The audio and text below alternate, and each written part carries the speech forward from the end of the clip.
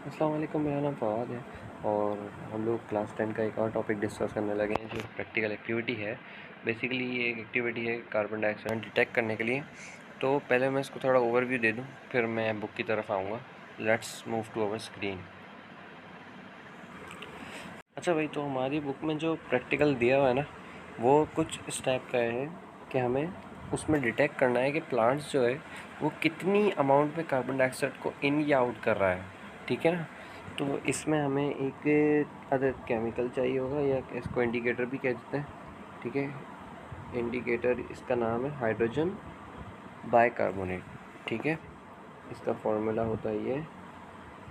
ठीक है, इसे बाइकार्बोनेट आयन भी कहते हैं। ये HCO3 है यार। हाँ, तो ये HCO3 है नेगेटिव। ठीक है, ये यूज़ होता है किसकी कंसंट्रेशन फाइंड करने के लिए? प्लांट्स के अंदर CO2 की कंसंट्रेशन को डिटेक्ट करने के लिए ये यूज़ होता है। ठीक है ना। अब हमारी जो बुक में प्रैक्टिकल दिया हुआ है वो बहुत सिंपल सा है, कोई इतना ख़ास नहीं है। सिंपली क्या है, अपने 4 ट्यूब लेने हैं, जो टेस्ट ट्यूब होता है हमारे लैब्स में होता है। ठीक है ना, ये 4 मैं आपको एक पे बता देता हूँ, सब पे एक ही रूल अप्लाई होगा। ठीक है ना।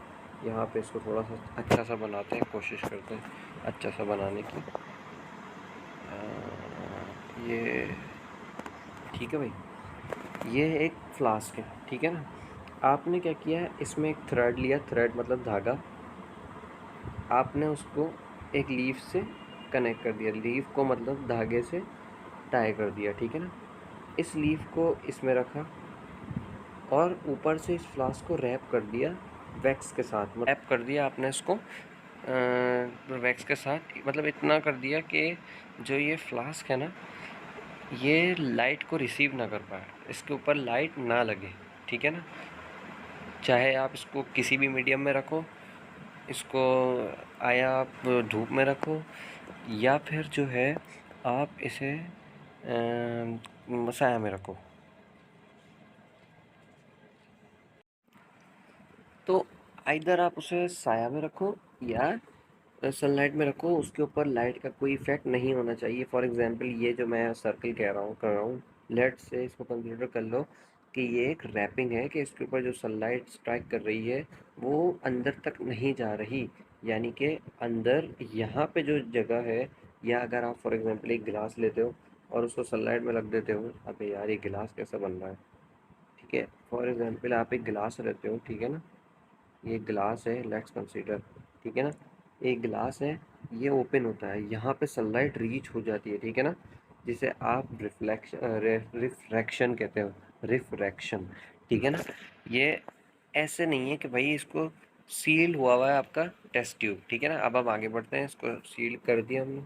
ठीक है ना, ये सील हो गया। अब आप क्या करो, ऐसे ही 4 टेस्ट ट्यूब ले लो, उसको टेस्ट, लेट्स से इसको टेस्ट ट्यूब 1, इसको टेस्ट ट्यूब 2, इसको एलुमिनियम फॉइल से, एक को एलुमिनियम फॉइल से रैप करो। इसको वैक्स किया आपने, यहाँ पे लिख देता हूँ मैं वैक्स। ठीक है, वैक्स करके इसको आपने सील कर दिया। और ये एलुमिनियम, इसको AL नाम दे देते हैं। ठीक है ना। अब क्या होता है, अब आप क्या करोगे कि यहाँ पे आपको कुछ कलर इंडिकेटर चार्ट दिया हो, ठीक है ना, बुक में आपके। तो मैं पहले उस चार्ट को याद करने का तरीका बता देता हूँ, ताकि वो आसानी हो जाए थोड़ा ना। इसके लिए एक निमोनिक है जो मैंने खुद बना लिया। ठीक है ना, आप लोगों को कन्वीनियंट रहेगा इसको याद करना, क्योंकि इतना तो आसान नहीं होता कि ये हर चार्ट, बहुत सारों को डिफ़िकल्टी होगी कलर को याद करने में। तो उसको मैं यहाँ पे निमोनिक लिख रहा हूँ। ठीक है ना, उसका निमोनिक है प्राइम मिनिस्टर, प्राइम मिनिस्टर। ठीक है, for, prime minister for royal, royal oligo, oligo yard. ठीक है ना, prime minister for royal oligo yard. इसका स्क्रीनशॉट ले लेना, मैं यहाँ पे हर वर्ड का फर्स्ट वर्ड लिख दूंगा और उसका जो वो है ना कलर, वो इंडिकेट कर रहा हूँ इसको। यहाँ पे पॉज करके देख लेना। ठीक है, तो भाई प्राइम मिनिस्टर हमारा फर्स्ट वर्ड था, प्राइम मिनिस्टर। प्राइम मिनिस्टर एक वर्ड है। ठीक है, प्राइम मिनिस्टर का P, पर्पल। अच्छा ये याद रखना, ये नीचे से ऊपर का है, मतलब आप जब फ्रॉम लोअर टू हायर जा रहे हो ना, ये तब का निमोनिक है। प्राइम मिनिस्टर, प्राइम मिनिस्टर, ठीक है ना। प्राइम मिनिस्टर आपका हो गया पी। एम जो है आपका प्राइम मिनिस्टर का, prime minister M equal to magenta. कुछ आजकल पाकिस्तान में इसको मर्जेंटा मर्जेंटा बोल रहे हैं भाई। तो ये मैजेंटा है, पिंक और पर्पल का। इसे हम कहते हैं ब्लैंड कलर है, ठीक है। प्राइम मिनिस्टर फॉर ऑफ को हटा दो ओ, ठीक है। प्राइम मिनिस्टर ऑफ जो है, ऑफ का कोई कलर नहीं है फॉर, ठीक है। मैंने जस्ट आपके कन्वीनियंस के लिए, याद करने के लिए ऑफ लगाया, ताकि पूरा एक सेंटेंस बन जाए, क्योंकि सेंटेंस को जो माइंड है वो जल्दी प्रोसेस कर लेता है। Prime minister of royal, royal है वर्ड, मैं यहाँ पे सबका लिख रहा हूँ रॉयल रेड, ठीक है। Prime minister of royal oligo, oligo लिखा था ना हमने, of oligo yard, oligo orange, और यार्ड आप समझ ही गए होगे, वाई इक्वल टू येलो। इसका स्क्रीनशॉट ले लेना, मैं नेक्स्ट पेज पे लिख रहा हूँ। वाई, अल्लाह, वाई इक्वल टू येलो, ठीक है। ये एक बेस्ट वे है याद करने के लिए। अब मैं इसका सीक्वेंस बताता हूँ। Prime minister of royal oligo yard, ठीक है ना। तो चलो भाई, यार्ड से शुरू करते हैं या प्राइम से शुरू करते हैं, रुक जाओ। हमने जो प्राइम लगाया था, चलो यार्ड से शुरू कर लेते हैं। यार्ड ऑफ ओलिगो यार्ड था ना, यार्ड येलो, ठीक है ना। Yellow highest concentration of CO2 को इंडिकेट करेगा। मतलब हमने जो टेस्ट ट्यूब वहाँ पे वैक्स की थी ना, जब वो आप सनलाइट में जाके रखोगे उन चारों टेस्ट ट्यूब्स को, मैं भी बताऊंगा इसको पूरा, तो ये डिटेक्ट करेगा हाईएस्ट कंसंट्रेशन ऑफ CO2 को, ठीक है ना। वाई येलो, जो मैंने आपको बताया, prime minister of royal oligo yard, ठीक है ना। अब येलो से पहले क्या वर्ड था, ओलिगो, ठीक है ना।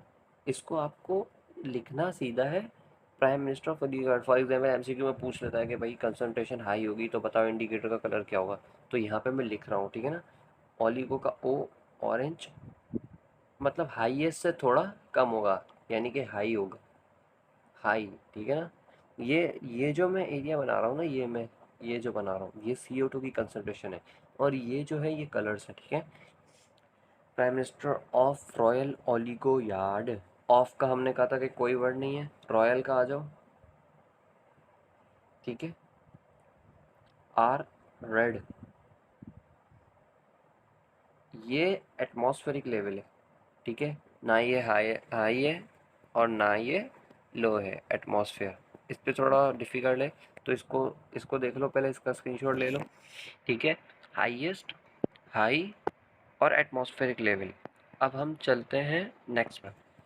Prime minister of royal, R हो गया, और इसके बाद प्राइम मिनिस्टर का एम, मैजेंटा यानी कि, ठीक है। मैजेंटा, मैं भी दिखाता हूँ मैजेंटा कलर थोड़ा ना। मैजेंटा होता है भाई लो, ठीक है ना, यानी कि लोएस्ट से थोड़ा कम, लो। क्या है ये, CO2 में लो होगा ये, या अल्लाह,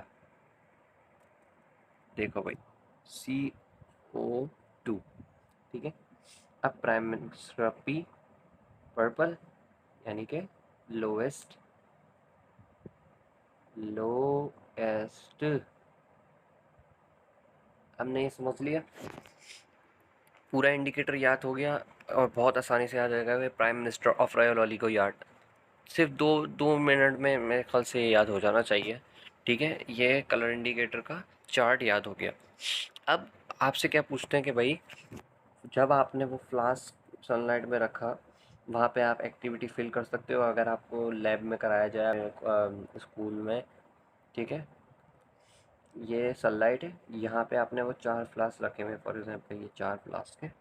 अब अगर इसमें या तो मैजेंटा आता है, ठीक है ना, तो वो क्या होगा, उसमें कंसंट्रेशन CO2 की हाई तो होगी, लेकिन बहुत ज़्यादा हाई नहीं होगी, यानी कि मैक्सिमम हाईएस्ट लेवल पर नहीं होगी, ठीक है। और लेट्स से इस वाले फ्लास्क में आता है फॉर एग्जांपल येलो कलर आता है, ठीक है, तो उसमें क्या होगा, कंसंट्रेशन हाईएस्ट होगी, ठीक है। ये बहुत आसान सा प्रैक्टिकल था, आई होप ये समझ आया होगा। अब हम चलते हैं अपने नेक्स्ट टॉपिक की तरफ, इसी वीडियो में कवर हो जाएगा, जो वो है गैसियस एक्सचेंज इन एनिमल्स। गैसियस एक्सचेंज इन एनिमल्स, ठीक है, एंड ये ब्ला ब्ला इन एनिमल्स, ठीक है। गैसियस एक्सचेंज इन एनिमल्स, भाई देखो, इंसान जो है वो भी एक एनिमल है, ठीक है, उसके अंदर भी गैसेस एक्सचेंज होती है, और छोटे जानदार जो हैं उनके अंदर भी गैसेस एक्सचेंज होती है। Animals need to respire in order to survive, ठीक है, उनको रेस्पायर करना होगा अगर वो जीना चाहते हैं, और ये एक नेचुरल फिनोमेना है, ठीक है। रेस्पायरेशन नेचुरल फिनोमेना है, और मैंने पिछली वीडियो के अंदर बताया था मैकेनिकल प्रोसेस है, ठीक है।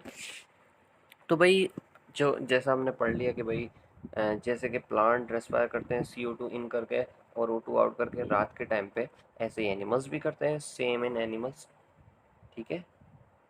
बस ये है कि उनका टाइमिंग चेंज है। एनिमल्स जो हैं वो 24 आवर्स ब्रीथ करते हैं, जबकि अभी तक जो हम सुनते आ रहे हैं कि भाई रात में जो है प्लांट्स रेस्पायर कर रहा होता है, ठीक है। ये अल्लाह ताला की कुदरत है, हम इसको एक्सप्लेन नहीं कर सकते इस वीडियो में, ठीक है। तो इतना मैं बता सकता हूँ कि भाई सेम इन एनिमल्स, ठीक है, यही प्रोसेस होता है कि भाई CO2 इन होती है, O2 आउट, सॉरी, O2 इन होती है, CO2 आउट होती है, O2 इन, CO2 आउट, यानी कि आप ऑक्सीजन को इनहेल कर रहे हो, कार्बन डाइऑक्साइड को एक्सहेल कर रहे हो, ठीक हो गया। अब भाई जो हमारी हवा है, यानी कि एटमॉस्फेयर, जिस हवा में आप रहते हो, जो आप आपके बाहर चलती है, उसके अंदर 21% ऑक्सीजन है, ठीक है। जबकि जो पानी में जानदार रहते हैं, फॉर एग्जांपल फिशेस हो गई, टर्टल्स हो गए, डिफरेंट टाइप की जेली फिशेस हो गई, ठीक है, वो एक्वाटिक एनिमल्स कहलाते हैं, यानी कि पानी में रहने वाले, उनके पास 5% O2 होती है, ठीक है। लेकिन ये 5% इससे ज़्यादा एफिशिएंट है, इस एटमॉस्फेरिक से ज़्यादा एफिशिएंट है, क्यों? क्योंकि ये डिज़ोल्व फॉर्म में है। ये एक इम्पॉर्टेंट पॉइंट है to remember, that it is in dissolve form, okay. ये डिज़ोल्व फॉर्म में है। तो अब भाई एनिमल्स, ये तो हमें पता चल गया कि भाई कितने परसेंट ऑक्सीजन होती है, एनिमल को रेस्प करना पड़ता है एंड एक्सेट्रा।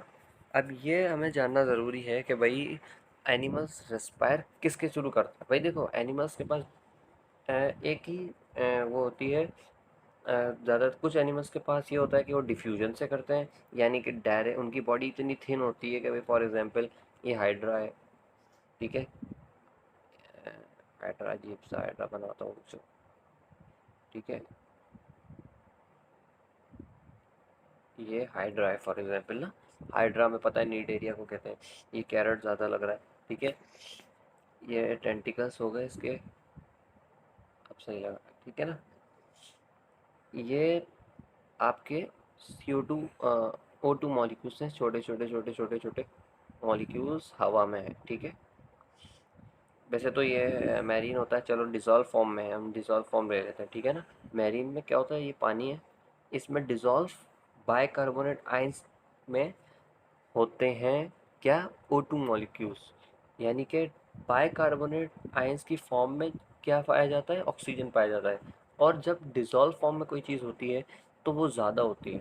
भाई देखो, हवा में डिज़ोल्व तो नहीं है ना, क्या ये है कि हवा और ये अलग है, मतलब मिक्सचर है, डिज़ोल्व नहीं है। Air is a mixture, not a solution, oh sorry, air is a mixture but not a dissolve form, ठीक है।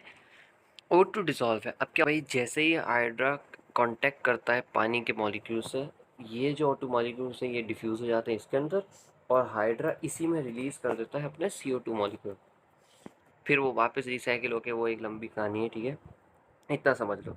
तो एक्वेटिक में ऐसे होती है, ठीक है, डिफ्यूजन, कुछ एक्वेटिक एनिमल्स डिफ्यूजन करते हैं जो कि लोअर एनिमल्स होते हैं, लोअर ग्रेड के होते हैं, उनकी जो स्पेसिफिकेशंस हैं वो बहुत ज़्यादा मॉडर्नाइज नहीं होती, बहुत ज़्यादा डेवलप नहीं होती, ठीक है। अब एटमॉस्फेरिक जो एनिमल्स हैं वो कैसे रेस्पॉन्स करते हैं, भाई देखो, ये एक सेल है,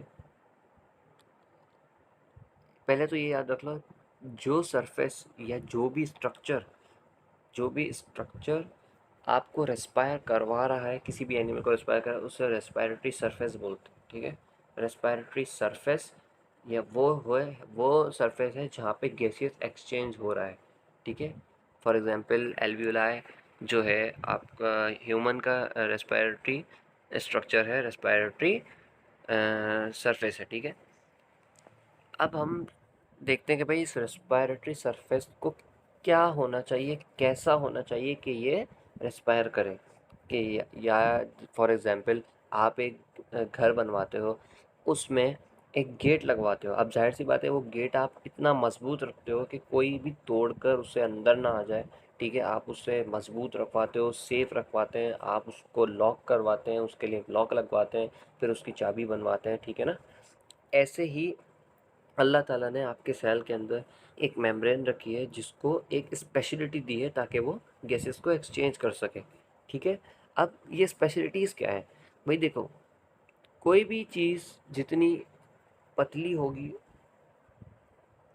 कोई भी चीज़ जितनी पतली होगी उसके अंदर से कोई भी चीज़ आसानी से गुजर जाएगी। क्या मतलब, आप एक पेपर लो, पेपर नहीं, चलो आप एक शॉपर लो, उसको सीजर से दो पीस कर लो, ठीक है ना। फॉर एग्जाम्पल ब्लैक चॉपर लिया आपने, उसको बीच में से मतलब जो उसका हैंडल होता है, ग्रैबर जो, उसको आपने टेयर किया और उसको सनलाइट के पास ले गए, ठीक है। आपने सन, फॉर एग्जाम्पल सन इधर था, ठीक है। आपने उसको ऐसे मतलब आपने उसको दोनों हाथों से ग्रैब किया और सन की तरफ कर दिया अपनी आंखों के सामने, ठीक है। क्या होगा, वो जो ब्लैक शॉपर है ना, वो थोड़ी सनलाइट को रोक पाएगी लेकिन बाकी आपके पास आएगी, ऑलमोस्ट तकरीबन आएगी। क्यों, क्योंकि वो थिन है। अब आप क्या करो, एक कपड़ा लो, बड़ा जो मोटा कपड़ा हो, एक बड़ा कोई क्या कहते हैं स्कार्फ हो, कुछ हो, कुछ भी हो, आप उसको सनलाइट की तरफ रखें, ठीक है। आपके ऊपर डबल लेयर करके रखें अगर कोई ज़्यादा थिन क्लॉथ है तो, ठीक है। उसको बस थिकनेस बढ़ा दें, आप उसकी थिनर से थिकर कर दें। ये सनलाइट आपको रीच होने में मुश्किल करेगी। फॉर एग्जांपल सन ग्लासेस को इस तरीके से डिज़ाइन किया जाता है कि वो आपको बाहर का दिखाती है लेकिन अल्ट्रा वायलेट रेज उसके ऊपर नहीं जाती, ठीक है। ये सिर्फ एक एग्जाम्पल है ताकि मैं अभी आता हूँ रेस्पिरेटरी सरफेस से क्या ताल्लुक है थिनर का। सबसे पहला जो हमने प्रॉपर्टी लिखी वो क्या थी, respiratory surface should be thinner, ठीक है। Respiratory surface should be thinner, क्या मतलब भाई, ये एक रेस्पिरेटरी सरफेस में बना देता हूँ फॉर एग्जांपल, ठीक है। O2 मॉलिक्यूल्स आए पर, ठीक है, चलो भाई O2 मॉलिक्यूल्स आए, ठीक है, और थिन होने की वजह से जैसे सनलाइट पास हो रही थी इसमें डिफ्यूज़ हुए। लेकिन याद रखना ये उस डिफ्यूजन से अलग है जो कि क्या कहते हैं एक्वाटिक एनिमल्स में हो रहा था। ये सेमी परमिएबल मेम्ब्रेन के थ्रू आ रहा है, ऐसे ही नहीं आ रहा है। इसके सेल के ऊपर एक सेमी परमिएबल मेम्ब्रेन होती है जो सब चीज़ को परमिट नहीं करती, सेलेक्टेड चीज़ों को परमिट करती है, ठीक है। तो भाई रेस्पिरेटरी सरफेस से ये अंदर तो आ गया, ठीक है, थिन की वजह से। अब सिर्फ ऐसा ही नहीं है कि भाई रेस्पिरेटरी सरफेस थिन हो गई तो हो गया काम। भाई रेस्पिरेटरी सरफेस सिर्फ थिन नहीं है सर, फिर क्या है, रेस्पिरेटरी सरफेस थिन के साथ साथ वेट भी होनी चाहिए, ठीक है। वेट मतलब क्या, गीली, यानी कि मॉइस्ट, क्योंकि सूखी अगर होगी तो मुझे एक बात बताओ, आप कोलैप्स नहीं कर जाओगे, आपको प्यास लगेगी। प्यास कह रहा हूँ आपको, चलो प्यास भी कह लेते हैं। फॉर एग्जांपल आपके लिप्स जो हैं वो ड्राई हो जाते हैं, ठीक है, आपको क्या होती है, प्यास लगती है, ठीक है, पानी आप ज़्यादा कंज्यूम करते हो। इसी तरीके से मॉलिक्यूल्स को जल्दी डिसॉल्व होने के लिए वेट सरफेस ली जाती है ताकि वो इजीली डिफ्यूज़ हो जाए इन द मेम्ब्रेन, ठीक है। ये एक पॉइंट हो गया। नंबर 3 भाई सर क्या है, large surface area, large surface area with respect to volume. Large surface area, बस ये डायरेक्ट लिख देता हूँ, ठीक है। लार्ज सरफेस एरिया का क्या मतलब भाई, भाई जो मैं एक एग्जांपल दूँ, आपकी बॉडी कितनी बड़ी है ना, आपके पास बिलियन ट्रिलियन 60 ट्रिलियन सेल हैं, उन सब को ऑक्सीजन की ज़रूरत है। मुझे एक बात बताओ, एक एक फैक्ट्री है, ठीक है, एक बहुत बड़ी फैक्ट्री है, उसको रन करने के लिए कितने हज़ार किलोवाट एनर्जी चाहिए होती है। इमेजिन कि इतने बड़े बड़े जो सिलेंडर्स रन हो रहे हैं, इतने बड़े बड़े जो प्लांट्स रन हो रहे हैं अंदर, वो बहुत एनर्जी कंज्यूम। तो उस एनर्जी को फिल करने के लिए बड़े पावर प्लांट्स लगाए जाते हैं, अपना ट्रांसफार्मर लगाया जाता है और डिफरेंट टाइप्स के जनरेटर्स लगाए जाते हैं जो कि सोलर विंड एनर्जी पर वर्क कर रहे होते हैं, ठीक है। इसी तरीके से आपको जब आप वर्क करते हो ना, आपके सेल्स को ऑक्सीजन चाहिए होती है बहुत ज़्यादा। फॉर एग्जांपल आप एक्सरसाइज कर रहे हो, आपके सेल में से जल्दी जल्दी एक्स्ट्रा वेगस वर्क हो रहा है, ठीक है, और आपके पास जल्दी जल्दी O2 कंज्यूम हो रही है, तो आपको O2 जल्दी चाहिए भी तो है ना भाई। भाई फॉर एग्जांपल अभी मैंने आपको दी, जैसे कि इसी तरीके से ले लो कि भाई बहुत ज़्यादा आपने एक्सरसाइज की, आपको प्यास लगती है, वो भी इसी की वजह से लगती है क्योंकि आप में ऑक्सीजन की कमी हो जाती है और आपको इमीडिएट जो है, क्योंकि बॉडी रेस्पायरेशन से भी रिकवर कर रही होती है और वाटर से भी, क्योंकि वाटर ब्रेक डाउन होता है, आपको पता है, ठीक है। तो इसी वजह से अल्लाह ताला ने क्या किया है, इसका जो रेस्पायरेटरी सरफेस है ना वो बढ़ा दिया। क्यों भाई? जितने ज़्यादा रेस्पिरेटरी सरफेस होगा, भाई देखो, जितना बड़ा हाथ होगा उतना ही बड़ा निवाला बनेगा, है ना भाई। मैं एक एग्जांपल दे रहा हूँ, फॉर एग्जांपल जितना बड़ा हाथ है उतने ही बड़े, अगर एक इंसान जो है, फॉर एग्जांपल मेरा हाथ है लेट्स से 4 इंच का या 5 इंच का, ठीक है, और मुझसे एल्डर जो हैं या मुझसे जो बड़े कुलीग्स हैं उनका हाथ है 6 से 7 इंच का, तो जाहिर सी बात है वो ज़्यादा कैरी करेंगे, उनके पास ग्रिप ज़्यादा होगी, उनके पास जो कनेक्शन है लोगों से, मतलब कनेक्शन है किसी भी ग्रैबिंग चीज़ को जो वो पिक कर रहे हैं, जो वो लेकर जा रहे हैं, जो वो प्रोवाइड कर रहे हैं, उनमें हाथ में ज़्यादा वॉल्यूम है। इसी तरीके से जब आपका ये वॉल्यूम बढ़ गया तो हवा में तो बेशुमार ऑक्सीजन के मॉलिक्यूल्स फिर रहे हैं, ठीक है ना। ये जितना ज़्यादा वॉल्यूम होगा उतने ज़्यादा ऑक्सीजन डिफ्यूज़ होंगे। भाई देखो, अगर ये छोटा हो जाता, आपकी बॉडी को तो जल्दी जल्दी नहीं चाहिए ना 60 ट्रिलियन सेल्स, बिलियन नहीं, मिलियन नहीं, ट्रिलियन सेल्स चाहिए और सेल्स को ऑक्सीजन चाहिए।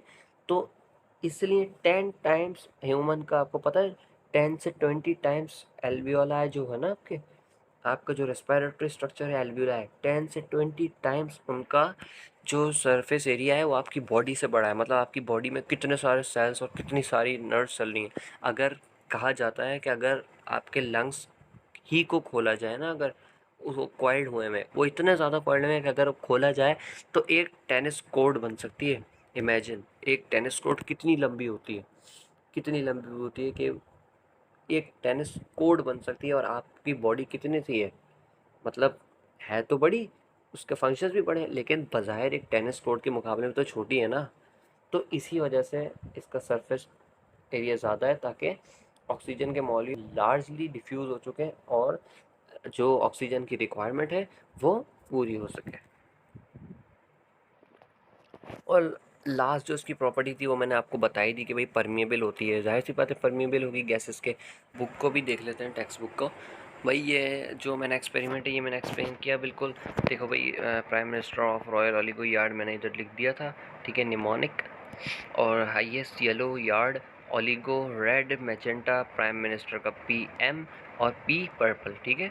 The effect of life on a net gaseous exchange from leave by using hydrogen bicarbonate as a indicator, ये मैंने अभी आपको बताया। Hydrogen bicarbonate as a indicator, देखो हाइड्रोजन बाइकार्बोनेट मैंने आपको बताया HCO3 एक आयन होता है, ठीक है। इसको as a chemical indicator use करते हैं, किसके लिए? कार्बन डाइऑक्साइड के लिए। Its colour turns as follows according to the level of carbon dioxide. उसका जो कलर है वो फोटोसिंथेसिस के दौरान, मतलब फॉर एग्जांपल जब आप लाइट में रखोगे तो फोटोसिंथेसिस होगी, जितनी कार्बन डाइऑक्साइड की कंसनट्रेशन होगी उसके हिसाब से इसका जो कलर है वो चेंज होगा। अगर ज़्यादा हाईएस्ट होगी येलो में, हाई होगी ऑरेंज में। एटमॉस्फेरिक लेवल यानी कि जितनी कंसनट्रेशन CO2 की एटमॉस्फेयर में है उतनी फोटोसिंथेसिस में होगी, वो रेड होगी। अगर एटमॉस्फेयर से कम है तो मैजेंटा कलर हो जाएगा, और बहुत ज़्यादा ही कम है तो पर्पल कलर हो जाएगा।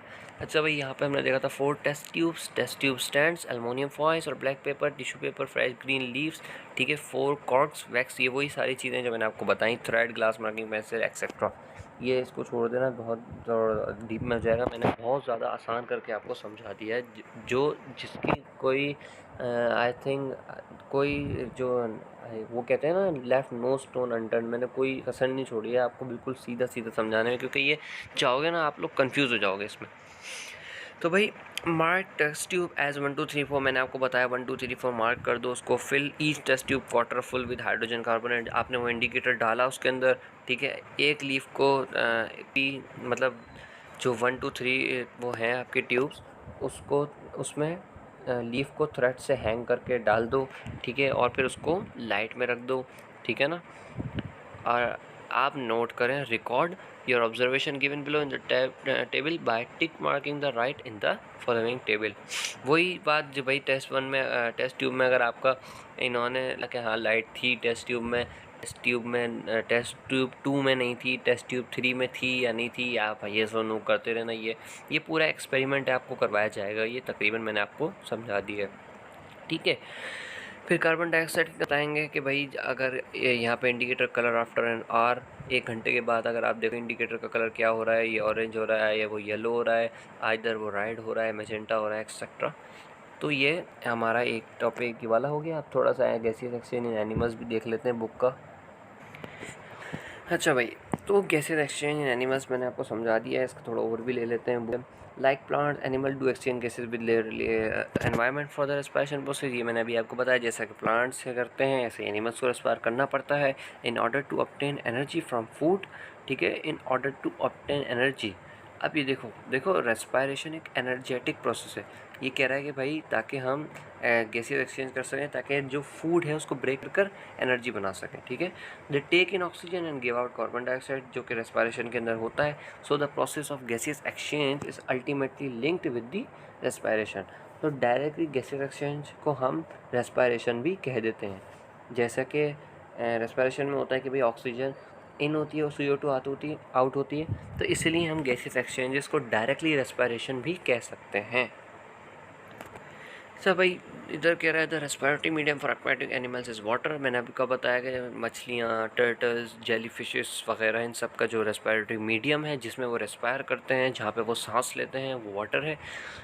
जबकि टेरेस्ट्रियल एनिमल का एयर है, जहाँ पे हम रहते हैं। मॉलिक्यूलर ऑक्सीजन जो प्रेजेंट है हवा में वो मैंने बताया 21% है, वाइल वाटर जो है 5% है, ठीक है। अब एक्सचेंज करने के लिए गैसेस एनिमल्स को एक रेस्पिरेटरी सरफेस होता है, ठीक है। यूनिसेलुलर ऑर्गेनिज्म या जो मैंने आपको बताया जो लो मॉडर्नाइज होते हैं, लो डेवलप होते हैं, लाइक प्रोटोजोआ, आपने पढ़ा, आप पढ़ोगे या अभी पढ़ लिया होगा, ठीक है। प्रोटोजोआ होता है जो कि इन्हें कहते हैं हम जो नाइदर एनिमल्स नॉर प्लांट, जो कि किसी भी कैटेगरी में फिट नहीं हो रहे होते, या क्या कहते हैं जो एंशियंट एनिमल्स हैं ना वो प्रोटोजोआ होते हैं, ये समझ लो। यूनिसेलुलर ऑर्गेनिजम्स लाइक प्रोटोजोआ एक बेसिकली फाइलम क्लास है टाइप का, ठीक है।